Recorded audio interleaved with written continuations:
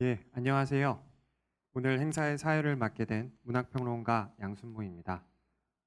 매년 관객들과 함께했던 탄생 100주년 문학인 기념문학제는 작년에 이어 올해도 사회적 거리두기 차원에서 무관객 온라인 낭독회로 진행하게 되었습니다. 쉽게 회복되지 않은 코로나19 상황에 이렇게 화면으로나마 목소리를 전달할 수 있게 되어 감사한 마음과 더불어 행사 시작하도록 하겠습니다. 올해 탄생 100주년 대상 작가분들은 김광식, 김수영, 김종삼, 류주현, 박태진, 이병주, 장용학, 조병화 이렇게 총 8분입니다. 지금으로부터 100년 전에 태어나신 분들인데요. 100년이라는 먼 과거를 떠올리는 일이 참 아득하기만 합니다. 비록 코로나19로 우리 일상의 많은 부분들이 제한된 어려운 상황이지만 우리는 오늘 이렇게 한자리에 모였습니다. 태어난 지 100년이 된 작가분들의 문장을 우리 후배 작가들이 함께 읽고 나누는 것이 적지 않은 의미가 있으리라 생각이 됩니다. 우리의 목소리를 한 겹씩 겹쳐가다 보면 100년의 시간을 뛰어넘어 어떤 아름다운 순간을 마주하게 되리라 믿습니다. 그런 것이 문학의 또 다른 힘이라 믿습니다. 그럼 시작하기에 앞서 이 자리를 마련해 주신 한국작가회의 사무총장 신현수 사무총장님 인사 말씀이 있겠습니다.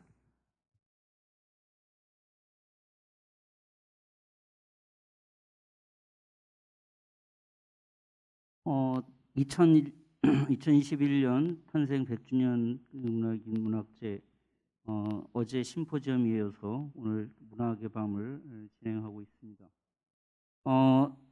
2021년생 김수영 씨를 비롯한 그 2021년생 문학인들이 삶을 잠깐 생각을 해봤어요. 21년이면 1919년 3.1운동 그 2년 후에 태어나신 분들인데 그 모국어가 없었죠. 그 당시 국어는 일본어였죠. 그래서 이분들이 그 시인이나 작가들이 소설가들이 모국어 없이 어떻게 삶을 살았을까, 이 청년기 삶을 살았을까 이런 것들이 굉장히 좀 몹시 궁금하기도 하고 그랬어요. 청년기에 생각해 보니까 또 2차 세계대전을 겪고 또 20대 중반 정도에 해방이 됐는데 바로 또 한국 전쟁이 있었죠. 이분들은 그 청년기 전쟁을 2번이나 겪은 그런 세대고 모국어도 처음에는 태어날 수는 없었고 그러다가 4.19가 일어났는데 바로 또 5.16이 일어나게 됐죠. 그래서 정말 모든 세대는 다 파란만장하다고 하지만 21년생들 문인들이 삶도 못지않게 정말 파란만장한 그런 삶을 겪었습니다. 그래서 오늘 시인들이 쓴 시 또 소설들이 더 궁금해지는 이유이기도 합니다. 100년 전에 태어난 선배 문인들의 작품을 함께 읽을 신철규 시인, 이태영 소설가 등을 비롯해서 함께해서 너무 고맙습니다. 이분들이 오늘 우리가 이분들의 작품을 과거의 옛날의 한국 문학이라면 오늘 이분들의 작품을 읽고 또 함께 자신들의 작품을 읽을 여러분들은 현재의 한국 문학입니다. 문학한다는 것은 글을 쓴다는 것은 늘 조심스럽습니다. 왜냐하면 이렇게 100년 태어난 지 100년 후에 자기 작품이 이렇게 공공연하게 읽힐지도 모른다고 생각을 하면 굉장히 늘 글 쓰는 일에 대한 또 책임감 이런 것들이 많이 느껴집니다. 아무쪼록 이 행사 대사문화재단과 한국작가회가 꼭 20년째 지금 함께 하고 있는데요. 많이 도와주셔서 고맙습니다. 감사합니다.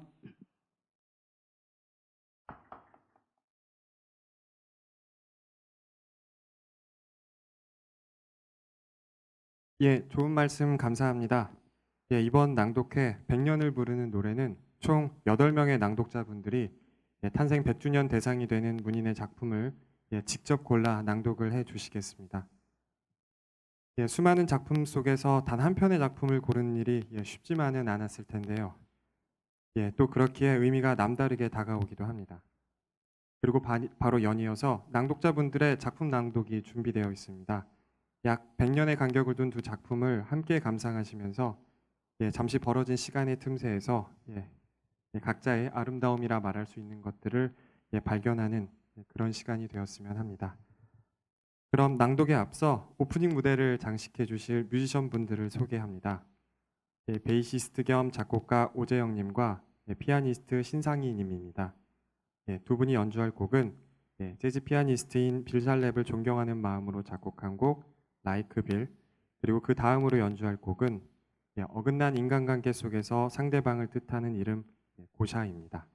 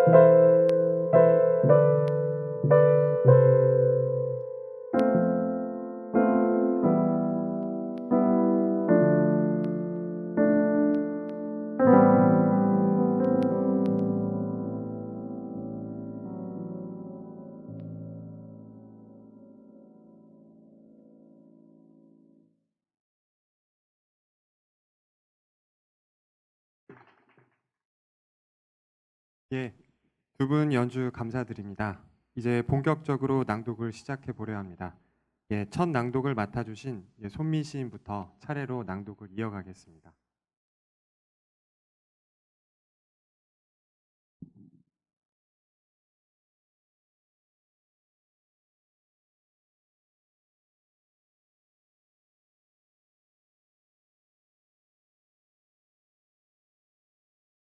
네, 안녕하세요. 저는 시를 쓰고 있는 손미라고 합니다.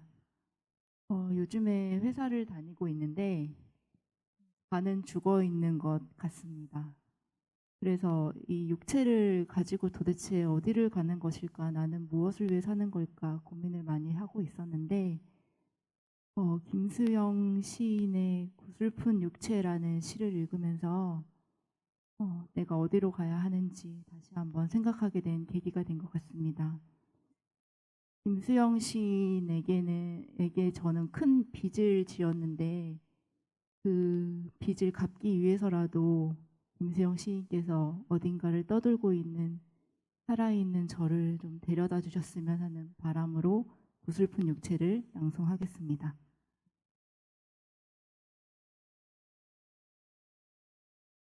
구슬픈 육체, 김수영.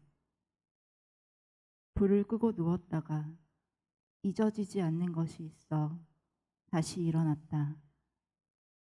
암만 해도 잊어버리지 못할 것이 있어 다시 불을 켜고 앉았을 때는 이미 내가 찾던 것은 없어졌을 때 반드시 찾으려고 불을 켠 것도 아니지만 없어지는 자체를 보기 위하여서만 불을 켠 것도 아닌데 잊어버려서 아까운지 아까웁지 않은지 헤아릴 사이도 없이 불은 켜지고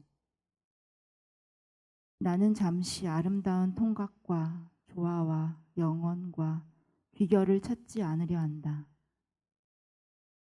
어둠 속에 본 것은 청춘이었는지 대지의 진동이었는지 나는 자꾸 땅만 만지고 싶었는데 땅과 몸이 일체가 되기를 원하며 그것만을 힘삼고 있었는데 오히려 그러한 불굴의 의지에서 나오는 것인가? 어둠 속에서 일순간을 다투며 없어져 버린 애처롭고 아름답고 화려하고 부박한 꿈을 찾으려 하는 것은 생활이여, 생활이여, 잊어버린 생활이여. 너무나 멀리 잊어버려 천상에 무슨 등대같이 까마득히 사라져버린 귀중한 생활들이여, 말 없는 생활들이여. 마지막에는 해저의 풀떨기같이 혹은 책상에 붙은 민민한 판때기처럼 무감각하게 될 생활이여. 조화가 없어 아름다웠던 생활을 조화를 원하는 가슴으로 찾을 것은 아니로나 조화를 원하는 심장으로 찾을 것은 아니로나 지나간 생활을 지나간 법같이 여기고 헤어지자 헤어진 구슬픈 법같이 여기고 잊어버린 생활을 위하여 불을 켜서는 아니 될 것이지만 천사같이 천사같이 흘려버릴 것이지만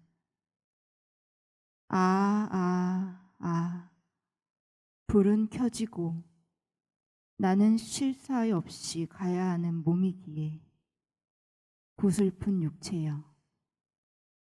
네, 이어서 들려드릴 저의 시는 가루라는 시입니다. 가루. 내가 묻어서 나의 주전자는 깨질 것이다. 문질러 요정이나 불러볼까 했는데 흙으로 만든 주전자는 깨질 것이다. 주전자 안에서 웅크리던 사람은 어디로 갈까? 문질러 줄 때까지 기다리던 사람, 불러줄 때까지 기다리던 사람. 찬장에 있는 주전자를 하나씩 문질러 보았지. 나를 주고 해방시키려 했지. 주전자를 사이에 두고 침묵하는 얼굴에 팔팔 끓는 차를 끼얹는 것도 사랑이냐고 물어보려 했지. 나의 주전자는 더 이상 주전자가 아닌 것 같아. 나는 소각장에서 주워온 아무거나 문질러 보았지. 주전자들은 찬장 속에서 깜빡이지. 사람들은 왜 잠깐만 사는 걸까? 주사 맞은 팔을 문지르지. 병들지 않으려고. 문지르는 동안 죽여달라고 할까? 살려달라고 할까? 회사원이 되어 살고 있지. 잘 보이려고 매일 거짓말을 하지. 코가 길어지고 있지. 거리가 생기지. 거기선 주전자가 팔팔 끓는데 여기선 꽁꽁 언 마음이 영영 쏟아지지 않지. 내가 묻은 주전자가 소각장에서 흩어지다가 죄책감에 물을 끓이는 밤. 들썩이는 뚜껑이 나를 부르지. 찰나에 깨지는 컵처럼 나는 가끔 진짜가 되지. 네, 다음으로는 정우신 시인을 모시겠습니다.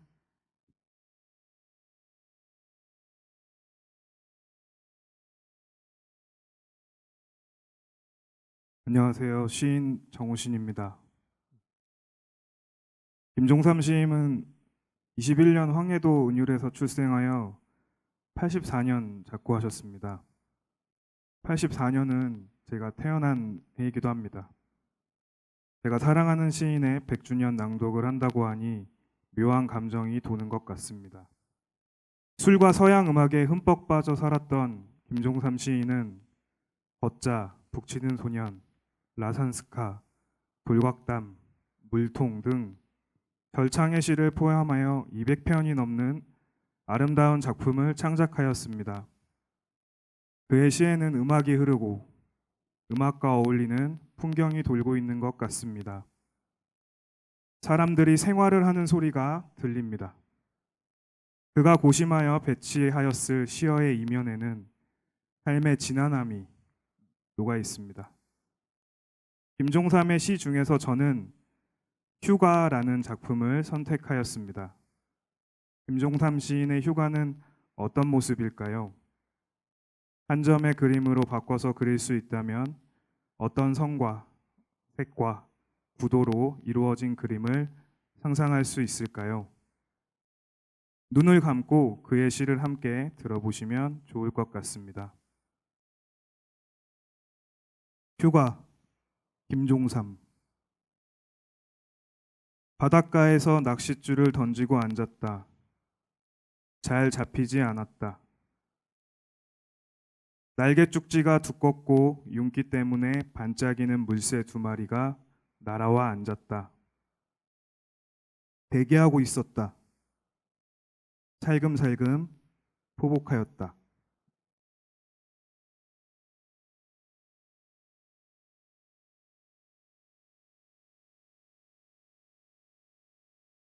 살아갈 앞날을 탓하면서 한잔 해야겠다. 겨냥하는 동안 자식들은 앉았던 자리를 급속도로 여러 번 뜨곤 했다. 접근하노라고 시간이 많이 흘렀다. 미친놈과 같이 중얼거렸다. 자식들도 평소에 나만큼 빠르고 바쁘다. 숨죽인 하늘이 동그랗다. 한 놈은 뺑소니 치고 한 놈은 여름 속에 잡아먹히고 있었다.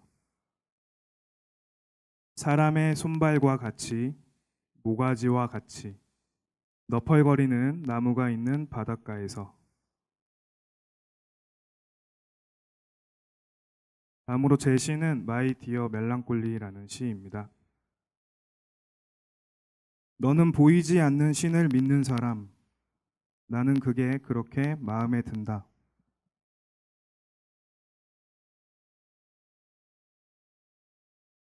우리 앞에서 바람은 가늘어지고 귀뚜라미가 여기에서 저기로 뛸 때 흔들리는 것.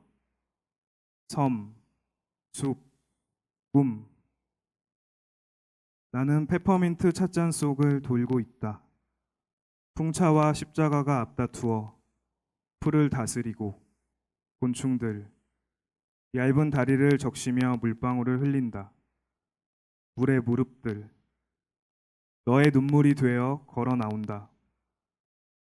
보이지 않는 신이 있다면 저 바람이 아닐까?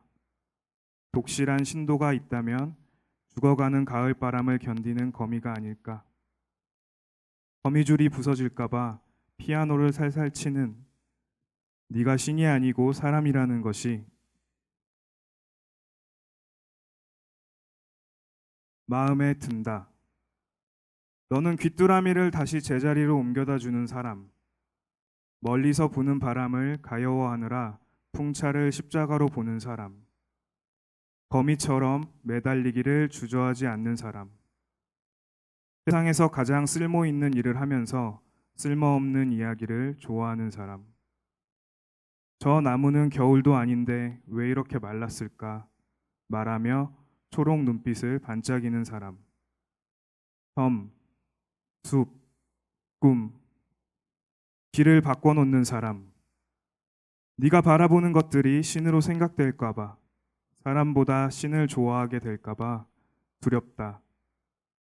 우리는 소파에 기대에 졸고 있다.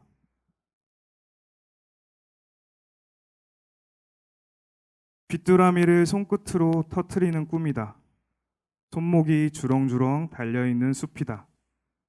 사람보다 거미가 많이 사는 섬이다. 우리를 떠올리면 페퍼민트 계절 속으로 풀어질 것이다. 나는 그게 그렇게 마음에 든다. 네, 다음으로 신철규 시인의 낭독이 있겠습니다. 안녕하세요. 저는 신철규입니다.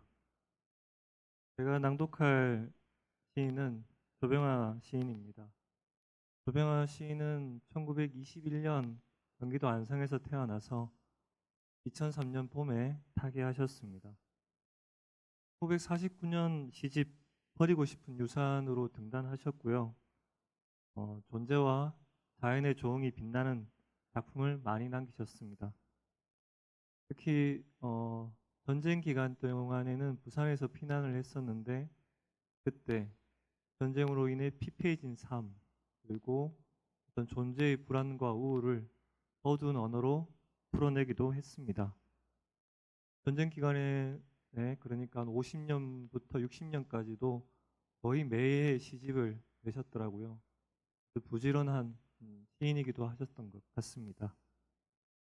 존재의 고독과 부조리 등 철학적 주제들을 평이한 언어로 풀어내기도 했고 삶의 구체성과 닿아 있는 일상을 보여주기도 하셨습니다. 그리고 많이들 기억하시겠지만 사랑과 이별 같은 보편적인 시적 상황을 형상함으로써 많은 독자들과 공감하기도 했습니다.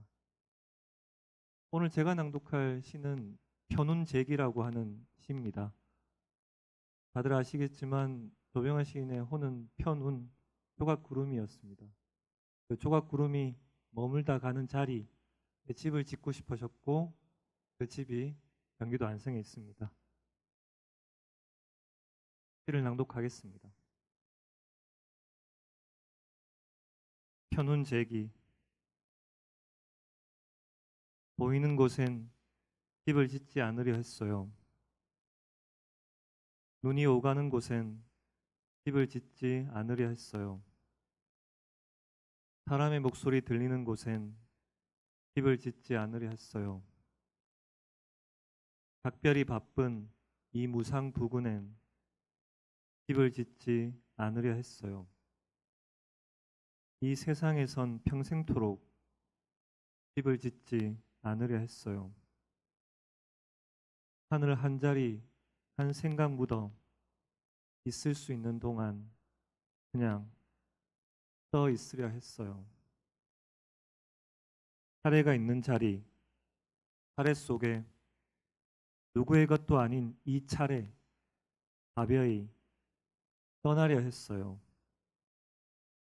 번창의 폐허, 이 이웃 북은 버려진 영혼의 의자, 시간에 앉아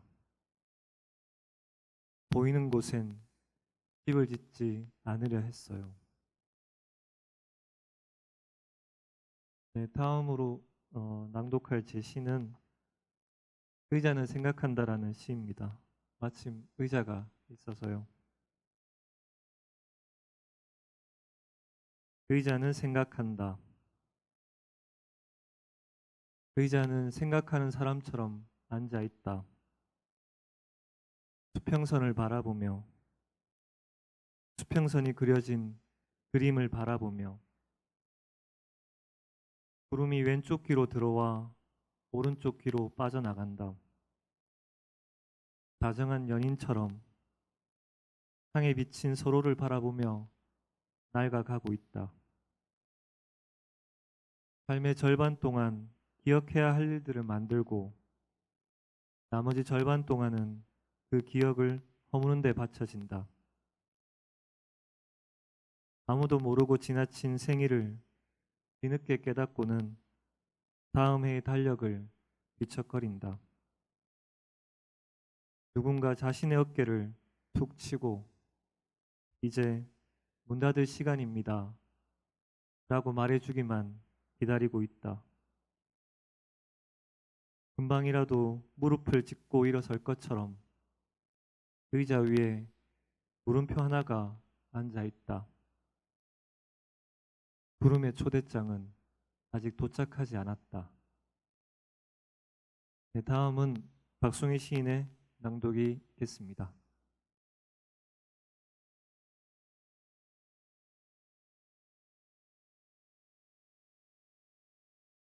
안녕하세요. 시쓰는 박송희입니다.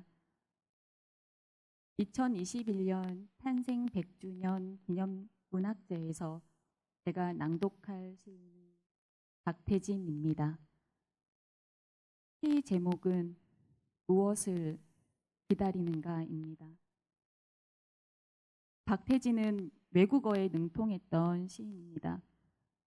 한국 전쟁 직후 서울에서 통역과 번역하는 일을 했고 1957년에 런던 주재원으로 파견되기도 했습니다. 박태진이 런던에 있을 당시 김수영과 편지를 주고받으면서 해외 문단에 소식을 전했다고도 합니다. 박태진은 런던에서 4.19 혁명을 맞고 그 다음에 1991년 봄 고국에 귀국을 합니다. 귀국을 하자마자 맞닥뜨린 5.16 군사정변.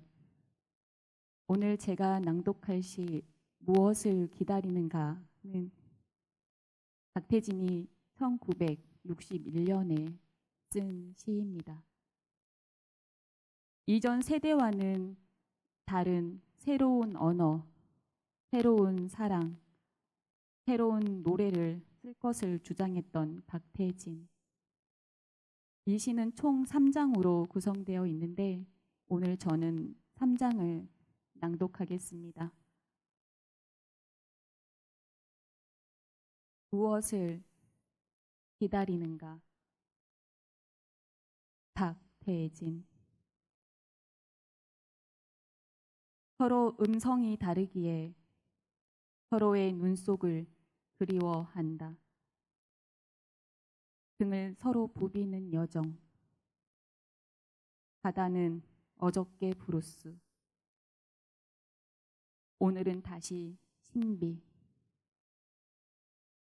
살아남은 것이 총명해서가 아니란다. 습성의 헌 보따리에 챙긴 사실들. 인생은 짧다. 모든 고하여 삶을 물어뜯지 말자. 밥상에 고이 조는 때와 성낼 수 없는 허전한 저녁 어느 때에 이름 없는 국경선에서 국제 뉴스는 겨울비에 마구 젖었다. 이도와 이도가 밤거리로 곧장 이어지는 어느 저무는 연대에 한결같이 버스를 기다리는 마음, 가로등이 체념처럼 때늦은 신문장을 비춰주는 아쉬운 겨울밤에 차가운 달빛에 떠는 마음에는 감이 무료치 않다. 슬픈 즐거운 가족도 투명치 않기에 내일은 기다려져 손가락 새로 느껴지는 초조와 어느 골목을 빠져나오는 느낌. 너는 무엇을 기다리는가? 살아남은 것이 총명해서가 아니라는 말, 삶을 물어뜯지 말자는 말. 과연 박태진은 무엇을 기다렸던가요? 그리고 지금 우리는 무엇을 기다리고 있나요? 우리가 기다리지 않아도 매일 눈을 뜨면 저절로 찾아오는 비명 소리들. 다음 낭독할 제 시 제목은 비명입니다. 비명. 박송이. 한 시인이 죽었다. 시인에게는 이름이 있었지만 아무도 그 이름을 섣불리 부르지는 못했다. 다만 그 이름은 기사가 되었고 이슈가 되었다. 하루 동안 검색 순위에 올랐다가 순위에서 사라졌다. 한 시인이 죽었다. 시인에게는 시집이 있었지만 아무도 그의 시를 낭독하지는 않았다. 다만 시집은 판매 순위에 다시 올랐고 팔려나갔다. 들판을 달려 집으로 시집이 배달되었고 사람들은 가장 먼저 시인의 말을 펼쳤다. 오전에서 오후라는 말이 아무렇지 않게 흘러가고 있었다. 어느 집에선가 아이를 마구 때리는 소리가 들렸다. 창을 닫으면 해가 떨어졌고 까마귀가 날아올랐다.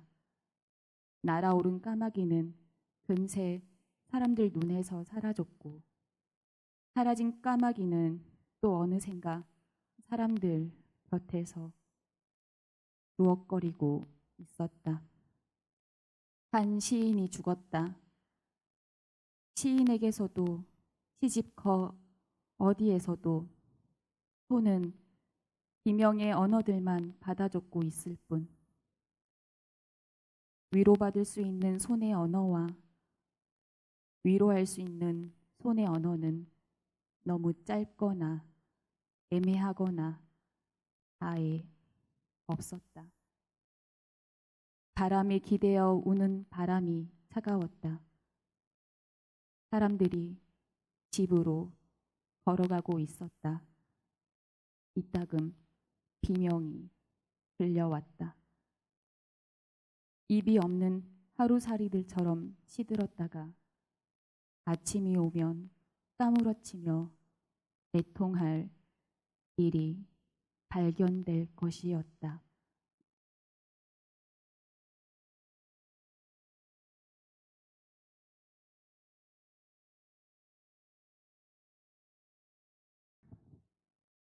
네, 지금까지 시인 네 분의 낭독을 들었습니다. 이어서 다양한 문화예술교육 활동과 문학 공연으로 활동을 이어오고 계신 마이미스트 김흥란님의 마이 무대를 함께 보겠습니다.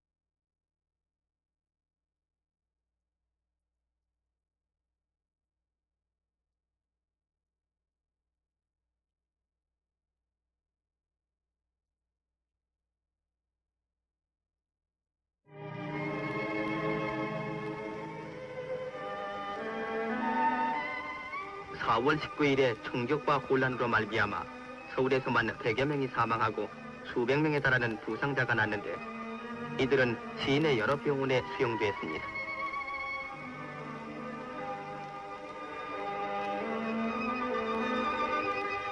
우리나라의 민주주의를 바로잡기 위해서 고귀한 몸을 바친 사망자와 부상자들에게 전 국민의 정성 어린 구호의 손길이 뻗쳤습니다. 피용원마다 부상당한 학생들에게 자기의 피를 바치겠다는 젊은이가 쇄도하고 비문하러 온 시민들로 가득 찼습니다.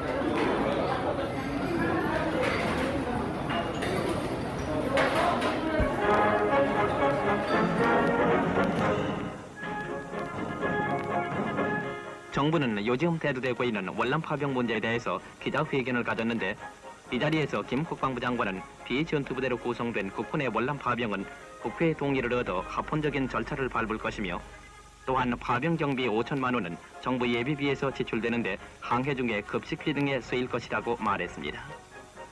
과거 6.25 동란 때 자유우방에서 우리를 도와 싸웠듯이 이번 월남 파병도 비단 월남 민족의 반공투쟁을 돕는 것일 뿐만 아니라 실로 전 자유세계 방위에 기여하는 것입니다.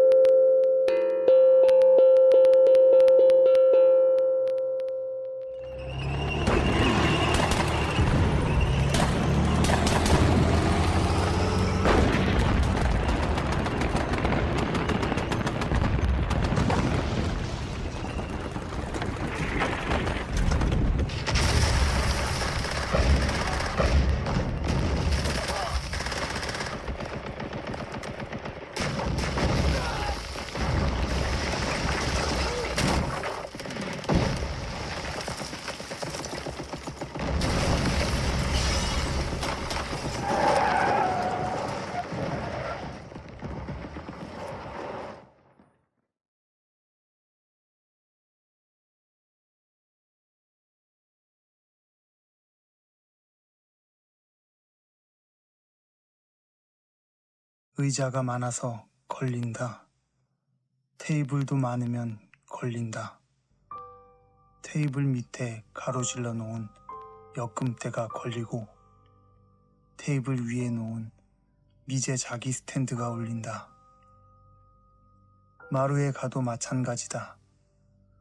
피아노 옆에 놓은 찬장이 울린다. 유리문이 울리고 그 속에 넣어둔 놀이답게 반상 세트와 글라스가 울린다. 이따금씩 강 건너에 대포 소리가 날 때도 울리지만 싱겁게 걸어갈 때 울리고 돌아서 걸어갈 때 울리고 의자와 의자 사이로 비집고 갈 때 울리고 코풀 수건을 찾으러 갈 때 38선을 돌아오듯 테이블을 돌아갈 때 걸리고 울리고 일어나도 걸리고 앉아도 걸리고 항상 일어서야 하고 항상 앉아야 한다. 필요하지 않으면 울린다. 시를 쓰다 말고 코를 푸다 말고 테이블 밑에 신경이 가고 탱크가 지나가는 연도의 음악을 들어야 한다. 필요하지 않으면 울린다. 가만히 있어도 울린다. 미제 도자기 스탠드가 울린다. 방정맞게 울리고 돌아오라 울리고 돌아가라 울리고 닫는다고 울리고 안 닫는다고 울리고 먼지를 꺼내는데도 책을 꺼내는 게 아니라 먼지를 꺼내는데도 유리문을 열고 육중한 유리문이 열릴 때마다 울리고 울려지고 돌고 돌려지고 닫고 닿아지고 걸리고 걸려지고 모서리뿐인 형식뿐인 격식뿐인 관청을 우리 집은 닮아가고 있다. 철조망을 우리 집은 닮아가고 있다. 바닥이 없는 집이 되고 있다. 소리만 남은 집이 되고 있다. 모서리만 남은 도름길만 남은 난삽한 집으로 기꺼이 기꺼이 변해가고 있다.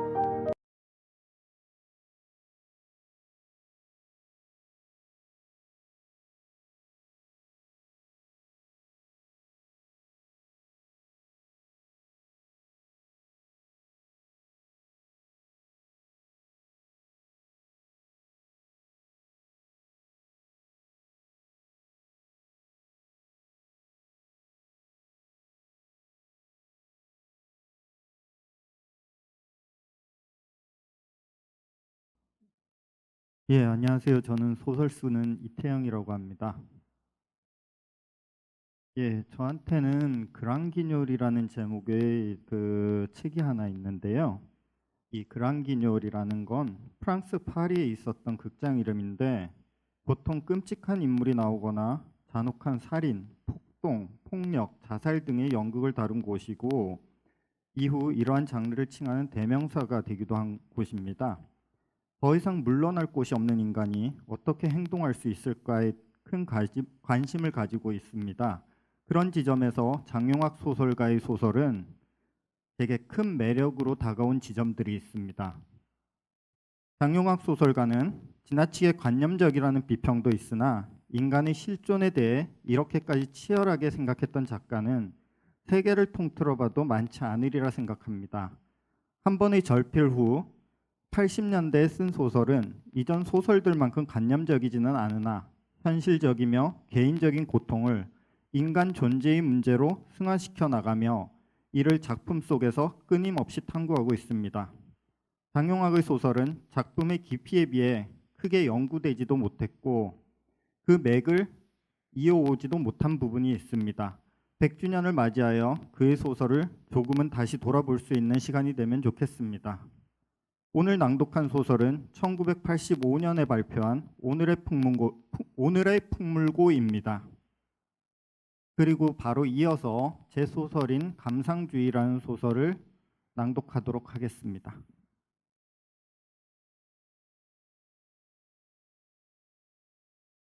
늦가을의 하늘에는 우람했던 무슨 구도가 산산이 깨어지고 부서진 부스러기 같은 별들이 저마다의 향수에 잠겨 있었고 멀리 강북에 지천으로 널려 있는 불야의 불빛들은 마치 지령들이 국민소득이라는 괴물에 활기고 찢긴 아픔을 호소하는 신음소리처럼 을씨년스러웠다. 그는 자기가 태어나서 자란 효자동이 어디쯤이나 될까 하고 찾아보고 있는데 눈 아래의 마을 어느 집 창문에 불이 켜졌다. 먼 데로 일하러 가야 하는 가장을 위해 아침밥을 지을 때가 된 모양이었고 그 지붕 밑에서는 하루의 영위가 시작되고 있는 것이었다. 그는 올가미에 머리를 넣어 목에 걸었다. 그리고 뒷발로 바위를 차면서 몸을 앞으로 내맡겼다. 아래로 떨어지던 몸이 툭 하고 허공에 낚이었을 때 반사적으로 그 손이 목으로 튀었지만 가슴께까지 올라갔다가 도로 떨어졌다. 그뿐이었다. 오늘 밤에 4번 있는 죽음 가운데서 제일 간단했지만 그 소나무 가지는 그다지 실하지 못해서 건일의 시체는 빙글빙글 돌면서 어깨춤 같은 것을 추었는데 아마 날이 밝아 사람들의 구경거리가 될 때까지도 그런 춤을 추고 있을지도 몰랐다. 하여간 그렇게 해서 그는 스스로를 소나무 가지에 효수한 셈이었지만 그로 하여금 이런 오늘 밤을 가져오게 한 데에는 이런 사연, 저런 사연이 있겠지만 한 가지 말할 수 있는 것은 그가 가정교사로 있었던 집의 계장 부부가 알아서 하는 몸조심 같은 것만이라도 하지 않았다면 이런 밤은 일어나지 않을 수도 있지 않았을까 하는 것이다. 그의 죽음에 대해 여러 가지 소리가 있을 수 있겠지만 그런 의미에서 소나무 가지에 목매달려서 춤을 추고 있는 주검은 오늘의 한 세태를 말해주는 풍물이라고 하는 것이 적절한 표현이 될 것 같다. 그리고 사족을 하나 더 붙이면 세상이 그래도 그 정도로 유지되어 있는 것은 저러한 미련한 풍물이 있기 때문이라고 할 것이다. 검은 옷을 입은 여자가 마당으로 들어선다. 인적이 끊긴 지 오래돼 보이는 집은 한동안 아무도 손질하지 않았는지 잡초가 무성하다. 낡은 집은 굳이 들어가 보지 않아도 허름한 내부를 쉽게 상상할 수 있었다. 오래전 그날 여자는 왜 이런 곳을 그와 만날 약속 장소로 정했을까? 약속을 했을 무렵에는 이렇게까지 폐가는 아니었던 것일까? 여자는 거칠고 쓸쓸한 마당의 정경에 개의치 않고 비석 같은 바위에 걸터 앉는다. 검은 하의를 벗은 뒤 아픈 발을 주무르며 힘들게 올라온 골목을 내려다본다. 정적만이 남아있는 허름한 달동네에는 이제 살아있는 사람이 아무도 없는 듯 보인다. 반복되어 늘어선 집들은 마치 공동묘지의 무덤들 같이 펼쳐져 있다. 집들 사이로 난 미로 같은 골목은 저 멀리 큰 길의 번화가와 대비되어 비현실적인 흑백 사진처럼 느껴진다. 시간은 흐르거나 흐르지 않는다. 여자는 제목이 없는 검은 표지의 얇은 책을 가방에서 꺼내 그가 온 뒤의 대화를 소리내어 연습한다. 늦어서 미안해요. 뒤늦게 찾아온 그가 책을 읽고 있는 여자에게 말한다. 여자는 그를 보며 단지 웃는다. 아니에요. 몇 페이지 기다리지 않았어요. 여자는 얇은 책을 들어 보이며 대답한다. 하지만 실제로 그는 아직 오지 않았고 그를 기다린 지 몇 페이지는커녕 몇 줄도 되지 못했다. 몇 줄 더 지난다고 그가 올 수 있을 것 같지는 않다. 그는 언제나 약속 시간에 늦었다. 여자는 그와 만나기로 한 날이 바로 오늘이라 기억하고 있지만 약속 시간을 확실하게 정해놓은 것은 아니었다. 어쩌면 그는 시간을 정해놓지 않은 약속을 진지하게 생각하지 않거나 이미 잊어버렸을 수도 있다. 아니 애초에 여자가 그와 만나기로 약속을 하긴 했던 걸까? 여자도 자신의 기억을 신뢰할 수 없다. 얼마나 더 그를 기다려야 할지는 알 수 없는 일이다. 그렇다면 그를 기다리는 동안 다른 이야기를 해보자. 예, 제가 준비한 부분은 여기까지고요. 다음은 안상희 소설가의 낭독이 있겠습니다. 소설 쓰는 안상희입니다. 저희가 소개할 탄생 100주년 작가는 김광식 소설가입니다. 평북 용천 출생, 1954년 환상곡으로 등단, 소설집 비정의 향연, 고독한 양지 등이 있습니다.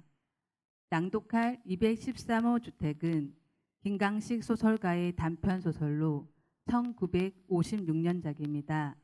낭독극은 김광식 소설의 원문을 김건영 시인의 목소리로 저는 현대 시점으로 새로 써본 313호 주택을 읽겠습니다. 먼저 213호 주택 줄거리를 간략하게 소개할게요. 김명학은 인쇄공장 기사장입니다.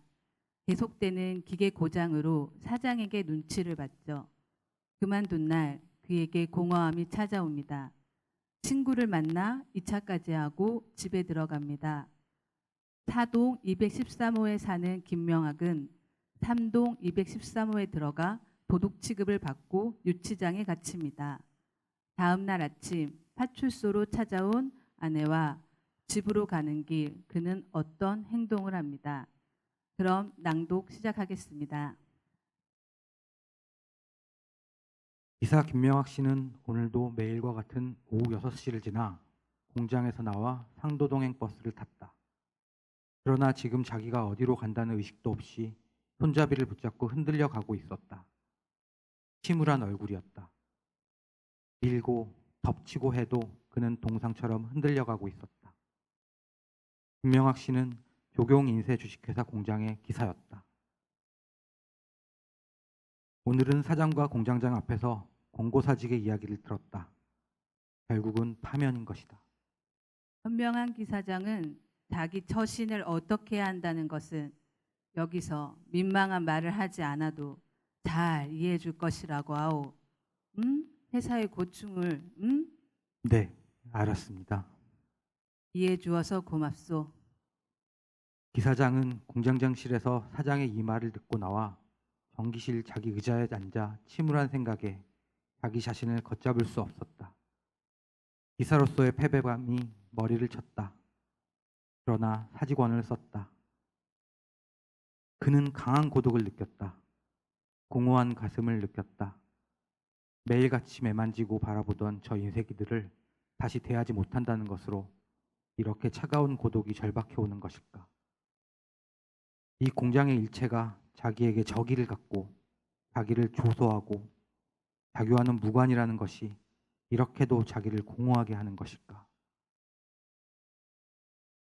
가온은 술이 덜 깬 목소리로 허리를 숙여 인사했다. 손바닥으로 발목을 잡을 만큼 더 깊이 몸을 구부린다. 죄송합니다. 진짜 죄송해요. 김치부각국 끓여놨는데 해장이라고 하고 가지. 괜찮습니다. 정말 괜찮습니다. 아유 아가씨, 다음부터 그렇게 술 먹지 마. 네, 감사합니다. 재워주셔서. 가온은 현관문 쪽으로 뒷걸음쳐 엉거주춤 신발을 구겨 신었다. 신발장 전신 거울에 자신의 모습이 비쳤다.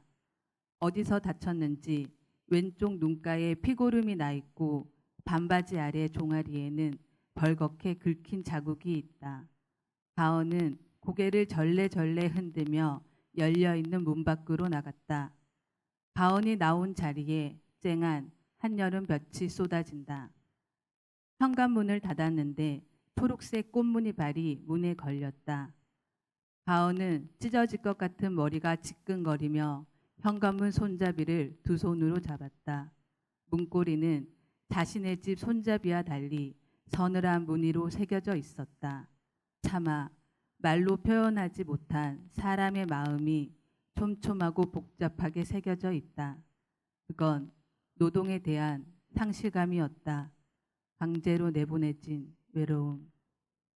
가온은 초록색 발을 집안에 집어넣고 다시 문을 닫았다.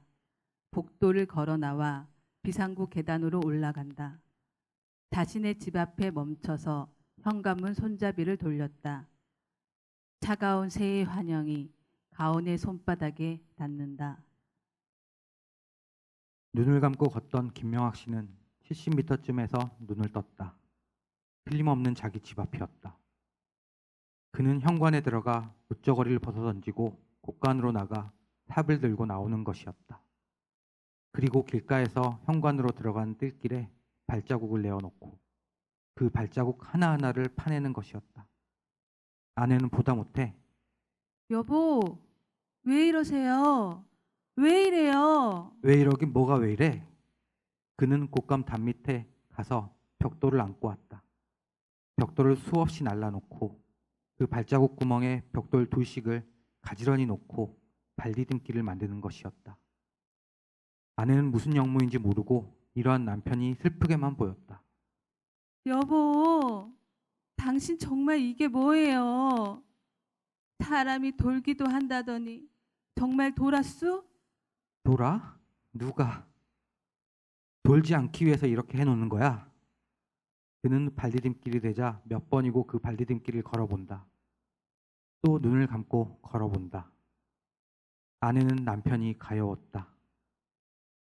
김명학 씨는 다시 부엌으로 들어가 식칼을 들고 나오는 것이다. 그의 아내는 깜짝 놀랐다. 아내는 남편의 칼든 손을 붙들고 그 칼을 뺏으려 했다. 무슨 영무인지 몰랐다. 그는 아내를 밀어버리고 현관문에 손잡이 근방을 깎아내는 것이었다. 그리고 그는 눈을 감고 손잡이 부근을 쓸어보는 것이다. 가온은 명학이 손잡이를 쓸어 보았을 때 그 기분이 무엇이었을까 생각했다. 나쁜 일의 조건은 당장 이를 필요로 하는 사람을 먼저 건져 올린다. 가온은 3년 동안 일하면서 모았던 사무용품들, 서류와 책들을 정리하여 필요한 물품들만 택배 한 박스로 보내고도 마지막 날에는 청가방 2개를 양쪽 어깨에 들어야 했다. 내 기분은 왜 이렇게 무거운가? 2번의 재계약 후에 남았던 건 무엇이었을까? 이렇게 그만둘 거였으면 왜 진작 그만두지 않았고 지금 자신은 왜 그만두어야 하나? 가온은 이해하려고 했던 마음들이 그만 속상했다. 그럼에도 일하는 시간은 가온의 삶이었고 그 시간에는 생활과 인생이 담겨 있었다. 가온은 지끈거리는 두통 속에서도 213호 현관문 손잡이에 서늘함이 머릿속에서 떠나지 않았다. 고작 현관문 문고리 하나를 남과 다른 것으로 만들었을 뿐이다. 사람을 쫓아낸 이 사회에 뭐라 말도 하지 못하고 이 분노를 손잡이에 새겨 넣었을 뿐이다. 그렇게 해서라도 자신을 회복해야 했다. 다음은 송지연 소설가의 낭독이 있겠습니다.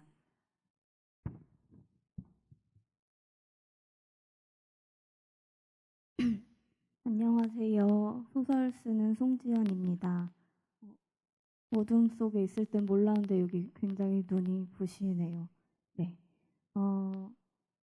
작년에는 왠지 모르겠는데 콧물이 많이 나서 그게 라이브로 아직도 박제돼 있더라고요. 그래서 제가 그 부분을 꼭 내려달라고 했는데 네, 오늘도 뭔가 실수를 해서 그게 박제가 되진 않을지 굉장히 걱정이 되지만 네, 일단은 낭독을 해보도록 하겠습니다.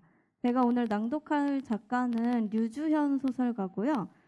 류주현 소설가는 1948년 백민의 번유의 거리를 발표하면서 등단을 하셨습니다.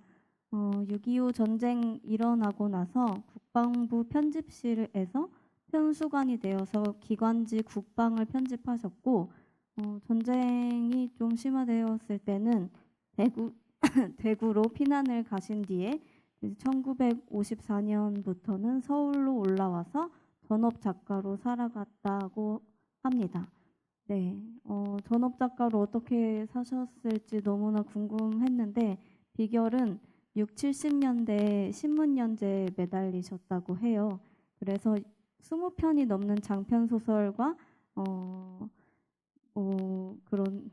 장편 소설 위주로 작품을 많이 쓰셔서 제가 단편 소설을 찾아내느라고 조금 힘들진 않았지만 어쨌든 저의 노고를 조금 치하하겠습니다.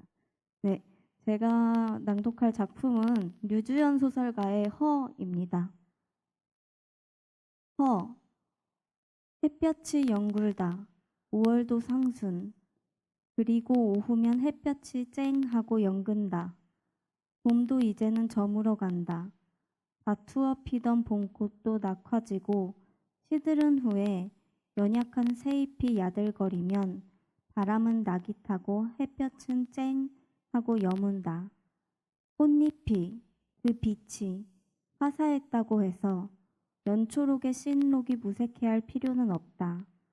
신록은 신록대로 의욕적인 생명력을 과시하는 아람찬 의미가 있는 것이다. 하지만 사람들은 나른할 때다. 비록 부푸는 의욕과 들뜨기 쉬운 운문적 흥분을 가슴속에 지닐 때라 하더라도 사지가 사뭇 나릇하기만 하여 흔히 실수와 같은 마음이 없는 구설에 속고는 입맛을 다시는 경우가 흔하다. 이런 계절일수록 수수께끼 같은 객담은 꽃씨처럼 바람을 타고 날아다니다가 멋대로 내려앉는다. 그리하여 벌판에도 꽃은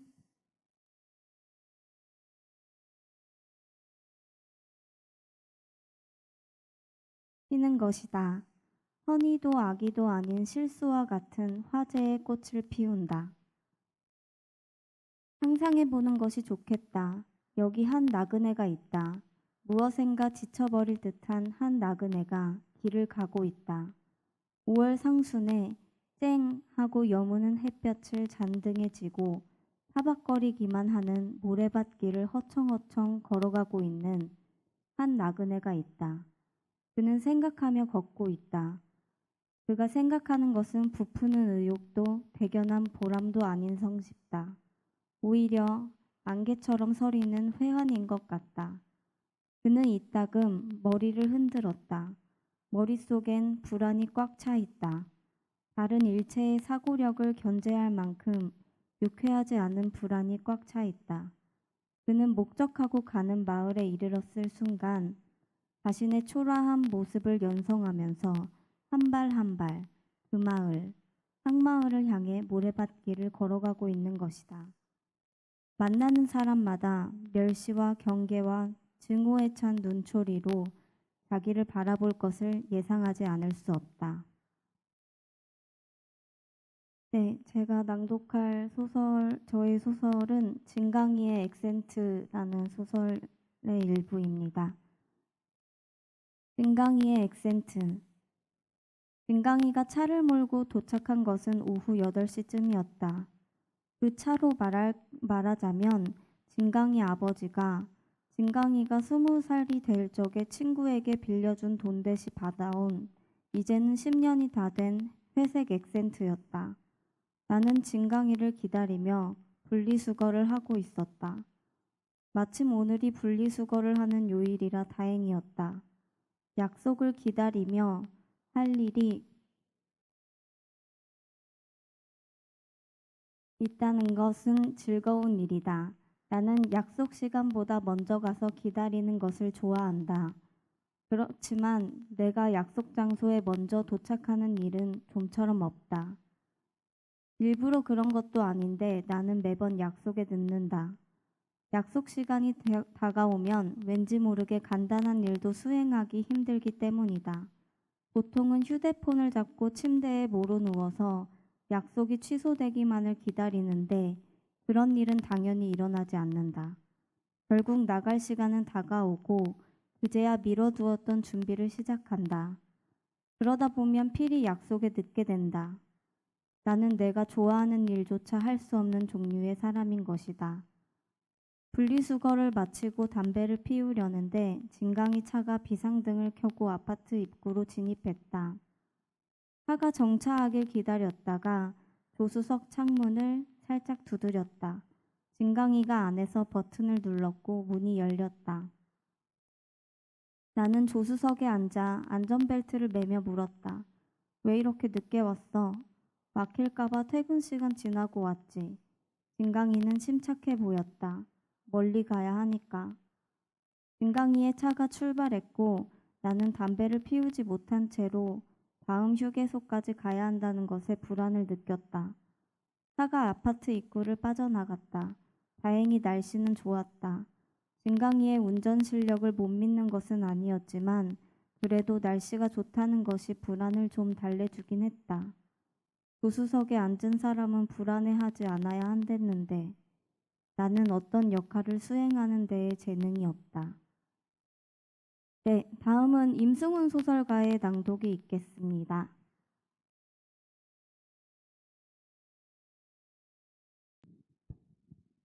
안녕하세요. 소설 쓰는 임승훈이라고 합니다.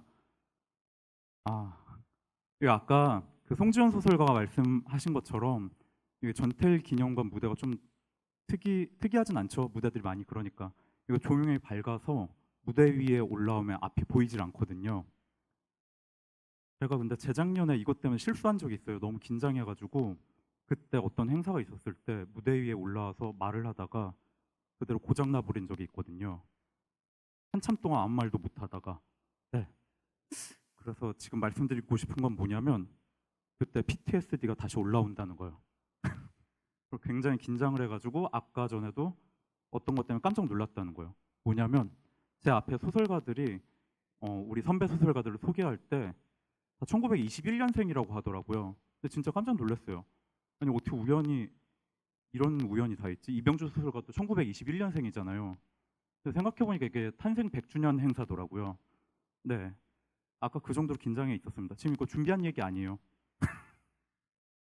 네, 아무튼 저는 이병주 소설가의 작품을 낭독을 해볼 건데 아까 유주연 선생님이라고 해야 되겠죠?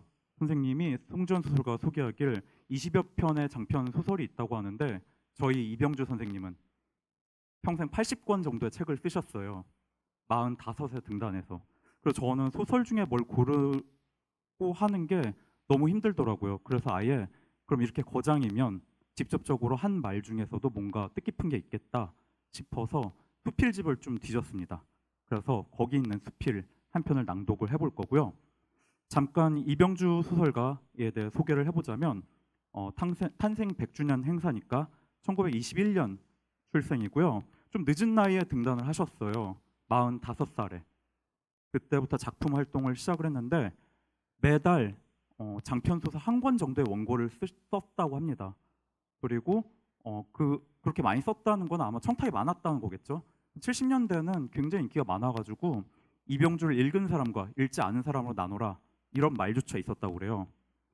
네, 아무튼 이 정도면 될 것 같습니다. 왜냐하면 워낙 거장이라. 제가 읽을 글은 문학이란 무엇인가 라는 에세이 중에서 발췌한 부분인데요. 소설가로서 제가 이 글을 읽고 어떤 부분에 인상 깊은 게 있었어요. 그래서 그게 전달이 잘 될지 모르겠습니다. 한번 읽어보겠습니다.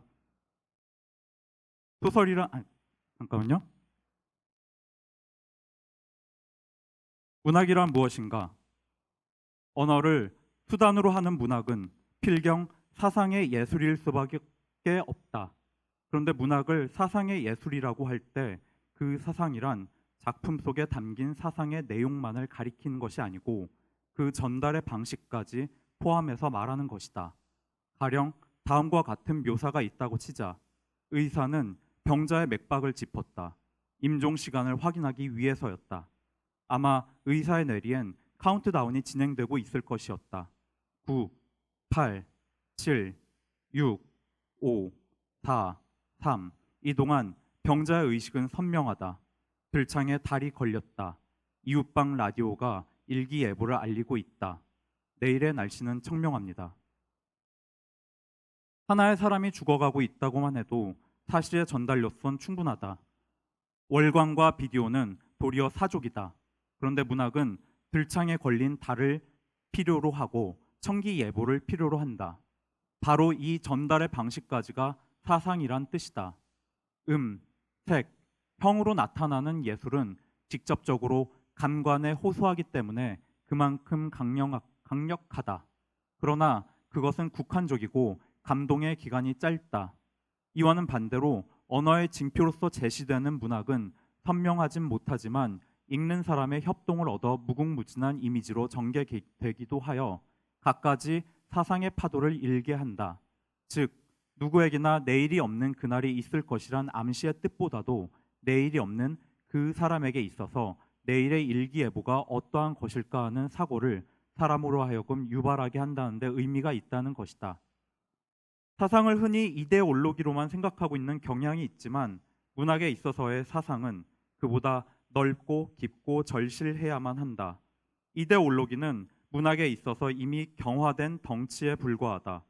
생을 그 생명의 흐름에서 파악해야 하는 문학은 필요하다면 경화된 이데올로기의 경화된 소위를 밝혀내어야 한다. 무릇 경화된 것은 그것을 저작하고 소화하여 새로운 영양원으로 하지 못할 경우 생명에 유해하다. 생명에 유해한 것은 문학에도 유해하다. 문학이란 그것이 간혹 절망을 노래하는 그 시간에도 생명에 의한 생명을 위한 생명의 창가이기 때문이다. 이데올로기가 문학에 유해한 것은 그 강압적이고 독선적인 일반론적 성격 때문이다. 일례로서 마르크스주의를 들면 거기에는 부르주아와 프롤레타리아만 있고 부르주아이기에 앞서 인간이 있다는 사실이 사상되어 있는 것이다. 목적을 위해선 수단을 가리지 않는다는 것이 그들의 혁명론일 때 문학은 부르주아이건 프롤레타이건 인간을 수단화해서는 안 된다는 입장에 선다. 네, 제가 낭독할 작품은 우울한 복선이 이제 우울하지 않지라는 소설의 마지막 부분인데요. 사실 제가 앞에 동료 작가들이 낭독할 때 좀 부끄러운 게 있었어요. 뭐냐면 다른 작가들은 맨날 낭독하던 걸 낭독하지 않더라고요. 근데 저는 제가 유튜브에 영상이 몇 개 없지만 행사 영상을 찾아보면 다 이 소설밖에 없어요. 낭독한 게. 이병주 작가가 평생 그렇게 많은 글을 썼다는 걸 보고 제가 다시 한번 반성을 하면서 다음부터는 이 소설을 낭독하지 않도록 하겠습니다. 네. 이 앞에 내용은 뭐냐면 어떤 복싱 선수가 있는데 이 선수의 마지막 경기예요. 왜냐하면 이 시합에서 이 복싱 선수는 죽게 되거든요. 그래서 이 복싱 선수가 죽기 직전에 했던 생각들을 쭉 풀어서 쓴 소설이고요. 여기에 이제 마지막 부분입니다. 읽겠습니다.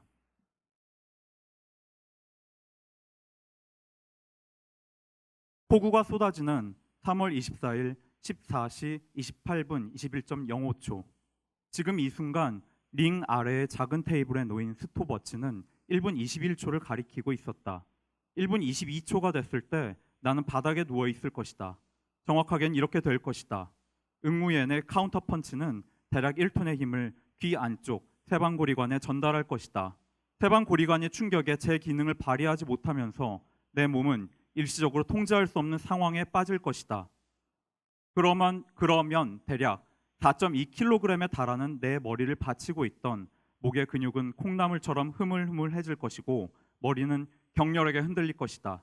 하지만 두개골 속의 뇌는 내부에 침투한 1톤의 힘에 의해 더 큰 진폭으로 요동을 칠 것이고, 그러므로 내 뇌는 마치 케이크가 든 상자가 땅에 구르는 것처럼 두개골 내벽에 마구 부딪혀 뭉개지고 말 것이다. 그것은 0.02초 뒤에 일어날 일이며 나는 뇌가 손상됨과 동시에 정신을 잃고 쓰러질 것이다. 이제 돌이킬 수 없는 일이다. 저 멀리 관중석에 앉은 소설가 임승우는 고통스러운 표정으로 나를 지켜보고 있다. 고통스럽지 않을 리 없다. 자신의 죽음을 보는 게 괜찮을 리 없다. 하지만 죽음이 아니라면, 죽지 않는다면, 결국 운명을 이겨낸다면 나는 응우옌의 턱에 훅을 치는 순간 이 예언을 탈출하는 꿈을 꾸기도 했다. 응우옌, 베트남 인구의 80%는 응우옌이라는 성을 쓴다고 했다. 응우옌, 희망을 꿈꾼 적 없는 희망의 단어. 응우옌, 28년 만에 폭우보다 어린 복서. 응우옌, 나보다 젊고 나보다 빠른 사나이. 결국 과학적으로, 그러니까 논리적으로 그의 주먹은 내 관자놀이에 맞을 것이다. 하지만 지금 이 순간에도 나는 그 어느 때보다 이기고 싶다. 아니, 이 순간이기에 무엇보다 이기고 싶은 것이다. 내 관자놀이에 응우옌의 주먹이 꽂히는 순간까지 0.02초 뒤에 내가 죽음에 이를 때까지도 나는 이기고 싶은 것이다. 이게 잘못된 것인가? 물론 이제 불가능하다는 것을 안다. 응우옌의 주먹을 피할 수 없다는 것도 안다. 하지만 불가능하다고 해도 원할 수 있는 것이다. 이기고 싶다. 이기고 싶다. 응우옌의 턱에 닿고 싶다. 닿고 싶다. 궁금하다. 없는 걸까? 어디에도 없는 걸까? 닿은 사람은 없는 걸까? 끝내 응우옌의 주먹을 피하고 그의 턱에 훅을 박아 넣은 임승우는 없는 걸까? 비가 오지 않는 3월 24일은 없는 걸까? 옥상에서 뛰어내리지 않고 목을 매달지 않는 임승우는 없는 걸까? 목을 매달려다 돌연 헛웃음을 지으며 14살짜리 노인네 고양이를 안으며 내가 무슨 생각을 한 거지? 라고 되묻는 임승우는 없는 것일까? 이런 생각을 하는 게 잘못된 것인가? 아니다. 잘못되지 않았다. 잘못된 게 아니다. 목줄에 묶여 평생을 살아가는 개라도 잠이 드는 순간부터는 신이 되는 것이다.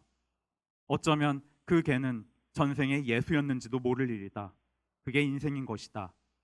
내가 인생을 너무 늦게 깨달았다고 한다면 그건 맞다. 하지만 대부분의 사람은 모든 것이 끝나는 순간에야 인생을 깨닫게 될 것이다. 그러므로 나는 이 생각을 멈출 수가 없었다. 또 다른 나는 2시간 뒤면 알게 될 거라고 했다. 자신이 왜 나를 찾아왔는지 알게 될 거라고 했다. 2시간이 지났고 나는 깨달았다. 나는 저기 관중석 구석에서 왜 나를 이렇게 슬프게 쳐다보는가. 이제 알 수 있다. 어쩌면 그 역시 또 다른 죽음의 순간에 시공간을 넘어온 것일 수도 있다. 어쩌면 그는 그의 정지된 세상에서 영원한 박자가 됐을 수도 있다. 그리고 어쩌면 그도 간절하게 바랐을 수도 있다. 알고 싶다. 보고 싶다. 비가 오지 않는 3월 24일을 보고 싶다. 아니, 3월 25일이 내일이 보고 싶다. 죽음은 한 번도 많지만 1000번도 부족하다. 그렇게 생각했을 수도 있다. 자, 이제 분명하다. 나 역시 떠날 때가 됐다.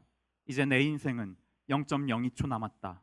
하지만 이로써 28년을 격해 비가 쏟아지는 3월 24일 7라운드 1분 21초에 나는 영원히 머물게 됐다. 그리고 그 말은 이렇게도 말할 수 있을 것이다. 닿지 않는다. 닿는다. 네, 양순모 평론가님이 올라오셔서 다음 진행을 도와주실 겁니다. 감사합니다.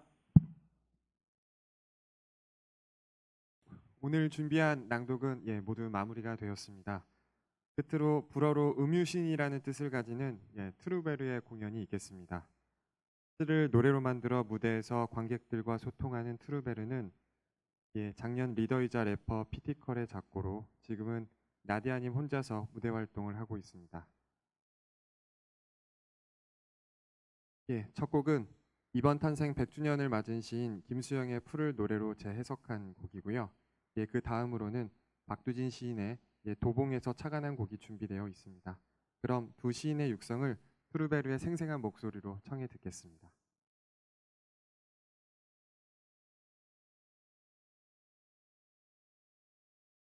안녕하세요. 트루베르입니다. 네, 오랜만에 무대에서 인사를 드려요. 네, 사진은 두 사람인데 이제 무대는 저만 서게 됐습니다. 그렇지만 뭐 눈으로 보이진 않지만 목소리로나마 사람들에게 아직도 시를 읽어주는 그분은 잘 계실 거라고, 그리고 오늘 탄생 100 맞으신 시인들과 작가들과 그 별에서 잘 계실 거라고 생각합니다. 네, 김수영 시인의 풀, 저희 이번 주 수요일에 앨범이 나왔어요. 풀과 아픈 몸이를 담았고요. 원래 작년에 내놔야 할 앨범이었는데 올해 내놓았는데 이렇게 또 잘 맞아떨어진 것 같아요. 그래서 더 많이 듣고 더 많이 읽히는 시가 되었으면 좋겠습니다. 풀 들려드릴게요.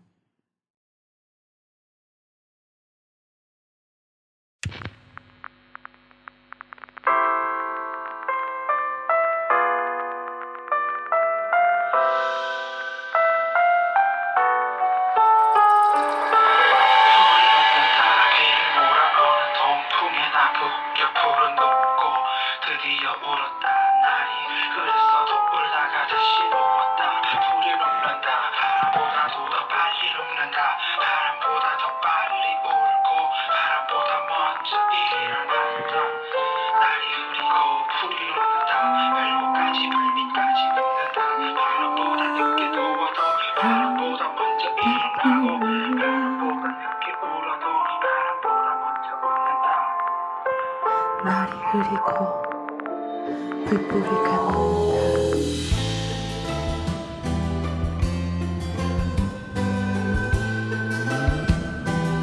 녹는다.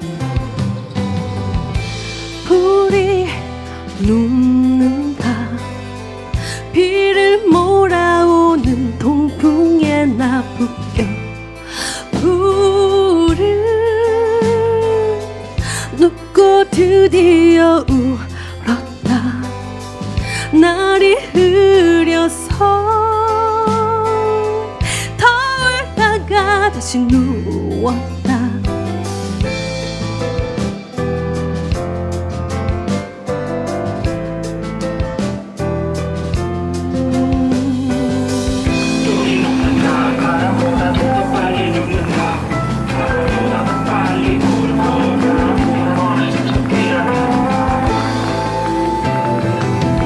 날이 흐리고 불이 녹는다. 발밑까지 녹는다.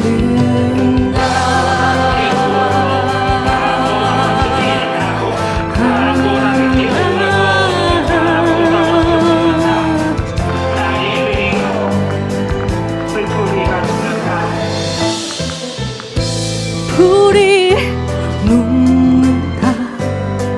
비를 몰아오는 동풍에 나 붙여 불을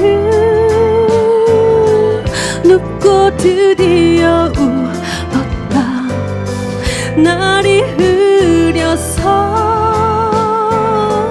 더울다가 다시 누웠다. 불이 녹는다. 바람보다도 더 빨리 녹는다. 바람보다도 더 빨리 울고 바람보다 먼저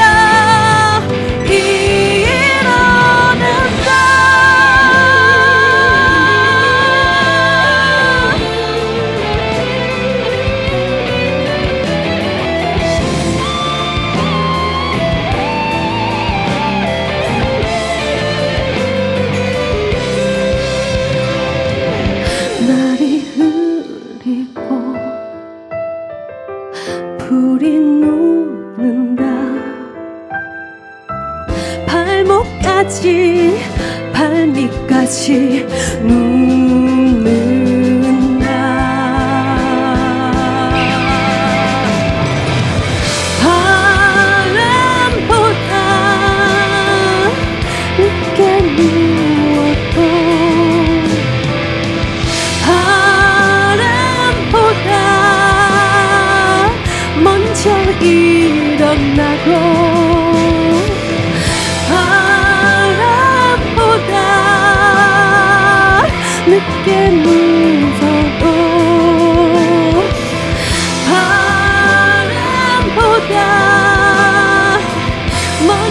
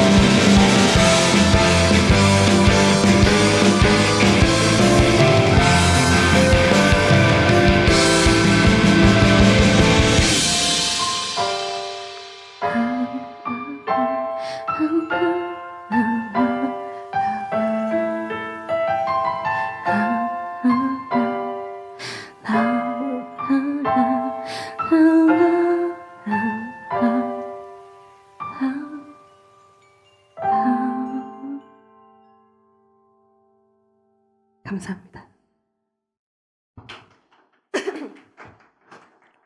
네, 조금 무대가 비어 보이는 느낌이 있어요.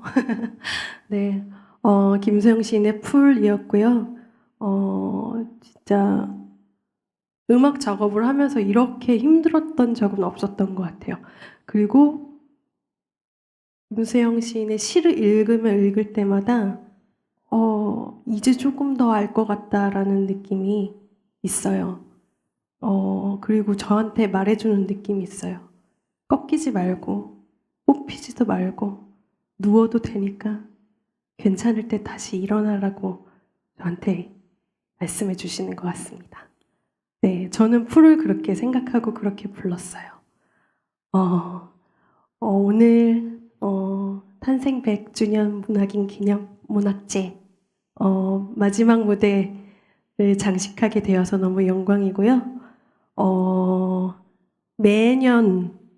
매년 투르베르가 함께 했는데 이번에도 함께해서 그리고 새로운 앨범으로 만나게 돼서 더 반갑고요.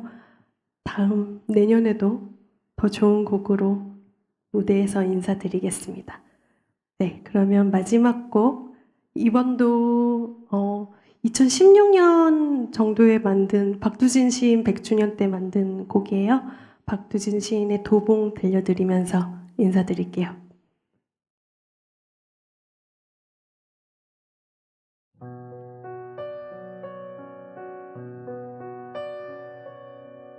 산새도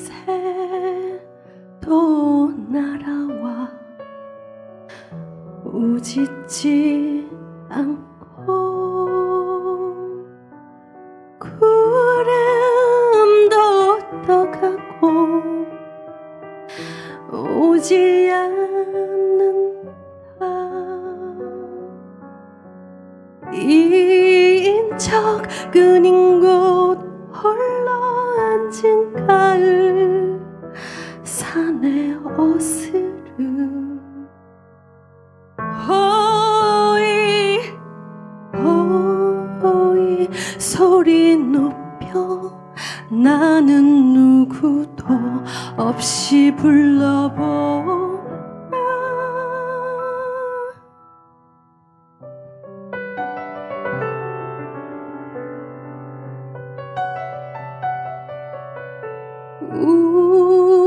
울림은 헛되이 빈 골고를 되돌아올 뿐 상근을 길게 느리며 붉게 해는 넘어가고 황혼과 함께 이어 별과 밤은 오리니 생은 오직 갈수록 쓸쓸하고 사랑은 한갓 괴로울 뿐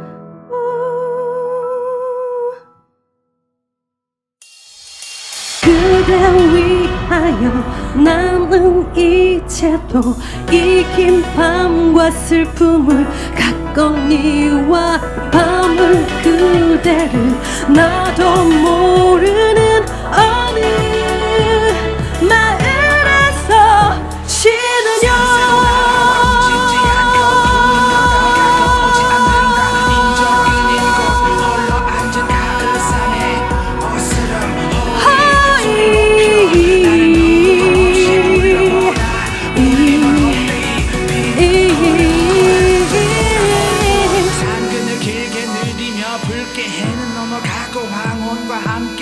이어 별과 밤은 우린 인생은 오직 갈수록 쓸쓸하고 사랑은 한갓 괴로울 뿐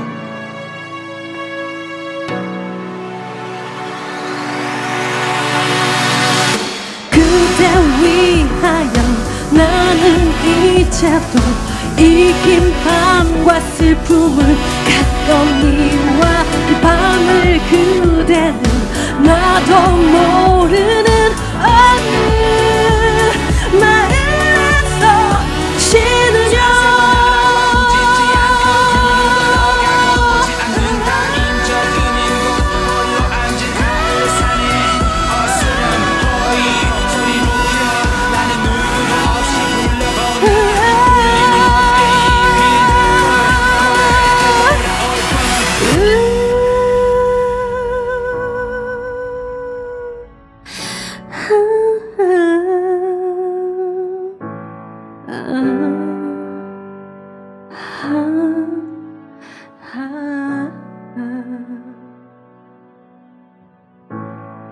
그대 위하여 나는 이제도 이 긴 밤과 슬픔을 갔거니와 이 밤을 그대는 나도 모르는 어느 마을에서